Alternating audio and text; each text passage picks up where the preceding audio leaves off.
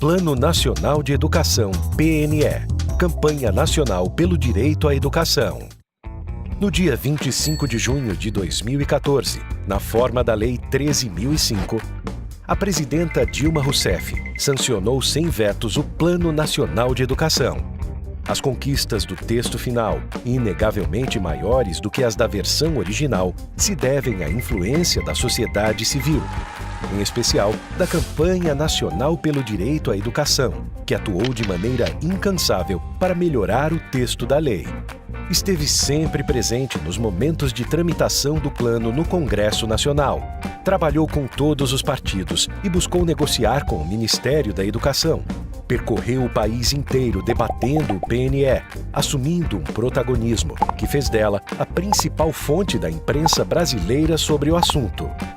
Mas, para entender melhor por que o PNE representa um grande e importante passo para o país, é preciso voltar ao começo desta caminhada. Em 1988, a Constituição Federal, por meio do artigo 214, exigiu a formulação de planos nacionais de educação. Uma lei que determina metas para cada 10 anos. Portanto, uma política de Estado e não um programa restrito a um governo.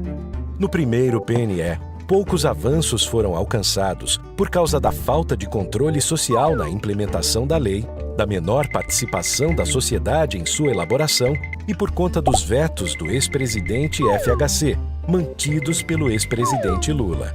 No começo de 2010, foi realizada a Conferência Nacional de Educação. A CONAE aprovou um documento que deveria apoiar a construção do segundo plano e foi antecedida por etapas estaduais. A conferência teve a participação ativa da Campanha Nacional pelo Direito à Educação, que integrou a comissão organizadora e contou com uma das mais fortes delegações. A realização de conferências é uma das bandeiras da campanha desde 2003. No final do mesmo ano, o Poder Executivo apresentou sua versão para o Plano Nacional de Educação. A campanha recebeu o texto de uma jornalista na noite anterior à solenidade marcada pelo governo para a divulgação de sua proposta para o novo PNE. Durante a madrugada, ele foi analisado pela equipe, que escreveu um posicionamento público, enviado à imprensa no final da manhã seguinte. Assim, no dia 15, logo após a reunião com o presidente Lula e o então ministro Fernando Haddad, inúmeras matérias traziam críticas ao texto. Os questionamentos eram pautados pela argumentação da campanha enviada no começo do dia e que mostrava que o plano não respeitava as deliberações da CONAE. As ações continuaram no começo de 2011. Durante o recesso parlamentar, a campanha arregaçou as mangas. O intenso trabalho deste período criou o movimento PNE para valer, planejado e coordenado pela campanha. Representando inúmeras organizações, a campanha assumiu o protagonismo das mudanças e, em fevereiro, distribuiu um CD com 117 emendas que demonstravam as fragilidades do projeto de lei do governo. A partir delas, deputados de diversos partidos redigiram outras. Ao todo, mais de 2.900 emendas foram produzidas entre fevereiro e junho. Quando o primeiro relatório substitutivo foi publicado, a campanha, novamente, em questão de horas, apresentou outras 34 emendas que, mais uma vez, foram acatadas por parlamentares da situação e oposição. Nenhum cálculo sério, cuidadoso, de quanto custa o PNE alcança um patamar inferior a 10% do PIB. E é 10% do PIB de investimento público na escola pública. Esse é o cálculo que qualquer estudo cuidadoso gera como resultado. Nós entendemos, e aí nós avançamos também nesse sentido, que mais recursos para a educação hoje possibilitam, inclusive, uma melhor gestão dos processos educacionais. Em maio de 2012, a campanha colocou em prática toda a sua capacidade de mobilização para garantir que o novo PNE fosse aprovado em sua primeira etapa na Câmara. Era ainda o início da votação na Câmara dos Deputados e durante 2 dias, o movimento PNE para valer promoveu seu mais forte tuitaço. A estratégia, somada a outras ações que aproveitam o amplo relacionamento da rede, como grupos de e-mails e cartas abertas, foi bem sucedida. E fundamental para que o dia 26 de junho de 2012 se tornasse um marco para a educação brasileira. Nesse momento, coloco em votação o texto que foi motivo de convergência desta comissão e do governo, que diz ampliar o investimento público em educação pública de forma a atingir, no mínimo, o patamar de 7% do produto interno bruto do país no 5º ano de vigência desta lei e, no mínimo, o equivalente a 10% do PIB ao final do decênio. O movimento...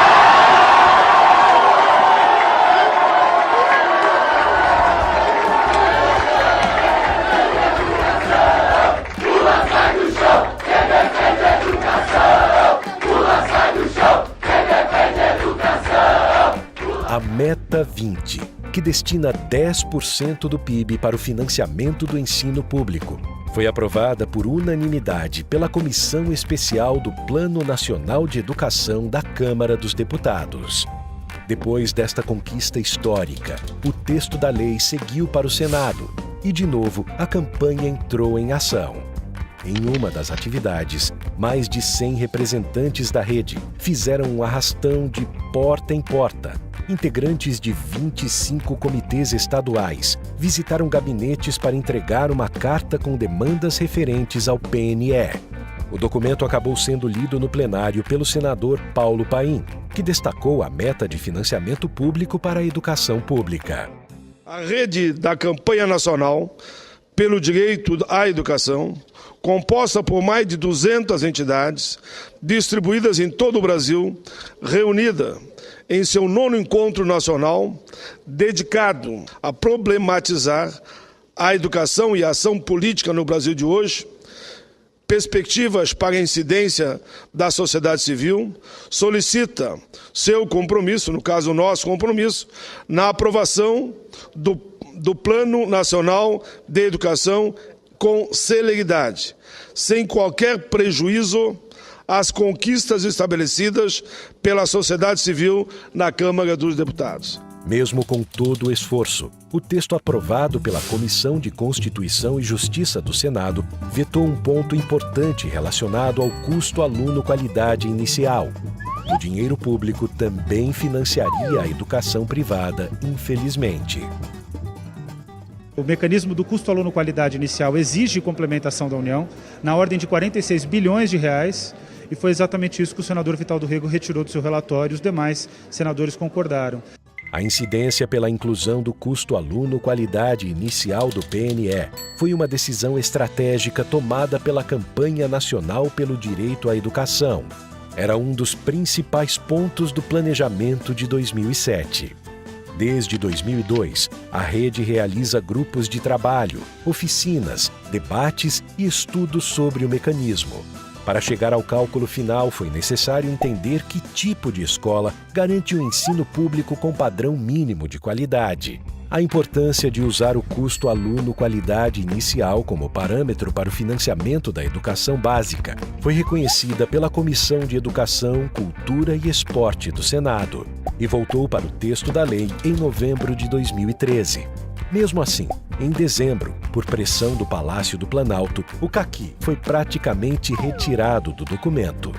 Depois de aprovado pelo Senado, o projeto do novo PNE voltou para a Câmara dos Deputados e no começo de junho de 2014, após incansável trabalho da campanha, a votação dos destaques foi concluída com o caqui incorporado e servindo como parâmetro para o financiamento do ensino público. Mais uma vitória da campanha. Palavra Daniel Cara, Campanha Nacional pelo Direito à Educação.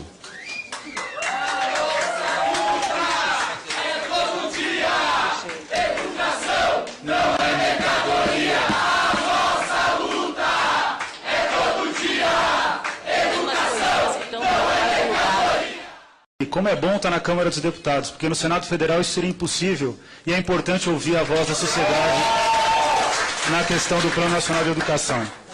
Bom, eu queria trazer aqui a posição da Campanha Nacional pelo Direito à Educação. Defende integralmente e unanimemente a posição de que o texto de Plano Nacional de Educação, que está mais próximo do interesse da sociedade civil, o que é possível agora, é o texto da Câmara dos Deputados. Então, a gente não abre mão de nenhum aspecto constante do texto da Câmara dos Deputados. É que o custo aluno qualidade inicial é a única alternativa que nós temos para fazer com que, e a complementação da União, para fazer com que daqui a 10 anos toda a responsabilidade pela educação básica não seja de estados e municípios. Quero deixar claro para os deputados que o cenário que é posto é o seguinte: se o custo aluno qualidade inicial e o custo aluno qualidade forem implementados tal como o projeto do Senado, toda a responsabilidade pela qualidade da educação básica vai recair sobre prefeitos e governadores. Prefeitos e governadores que não têm a capacidade financeira de dar conta das necessidades da educação básica. A Constituição, no artigo 211, parágrafo 1º, vai dizer que é a obrigação da União, do governo federal, portanto, colaborar técnica e financeiramente com estados e municípios para garantir um padrão mínimo de qualidade. Isso nunca foi feito no Brasil, não só por esse governo, mas também pelos governos que o antecederam até 1988. Então eu quero deixar claro que a reivindicação dos estudantes aqui não é simplesmente do movimento estudantil, mas é de todo o movimento educacional brasileiro. É de todo o movimento educacional brasileiro e a cada vez, e a cada dia que passa, cada vez mais, já concluindo, deputado, é a reivindicação da sociedade brasileira. Então os deputados eles têm que ter clareza da demanda que a sociedade está trazendo para essa casa. Muito obrigado. Essa conquista foi validada e acompanhada de perto pela mídia, reconhecida pelos movimentos sociais e comemorada por todos os brasileiros. Finalmente, no dia 25 de junho de 2014, o PNE foi sancionado sem vetos pela Presidenta da República.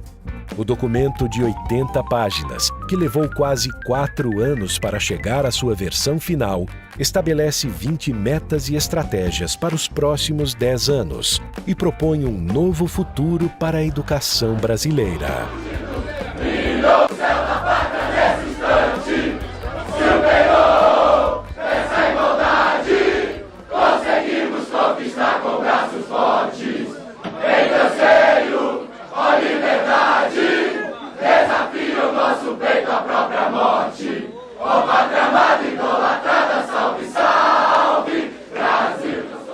O PNE vai dar conta disso tudo? Não.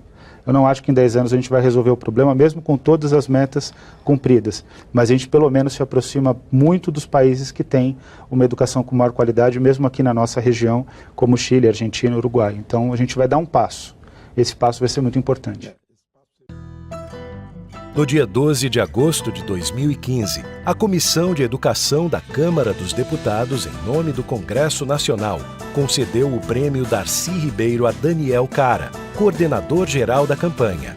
Foi um reconhecimento ao trabalho de incidência da Campanha Nacional pelo Direito à Educação, na construção do Plano Nacional de Educação, na destinação dos royalties do petróleo e de metade do Fundo Social do Pré-Sal para a área e na inclusão do Custo Aluno Qualidade Inicial, CAQI, e do Custo Aluno Qualidade, CAQ, no PNE.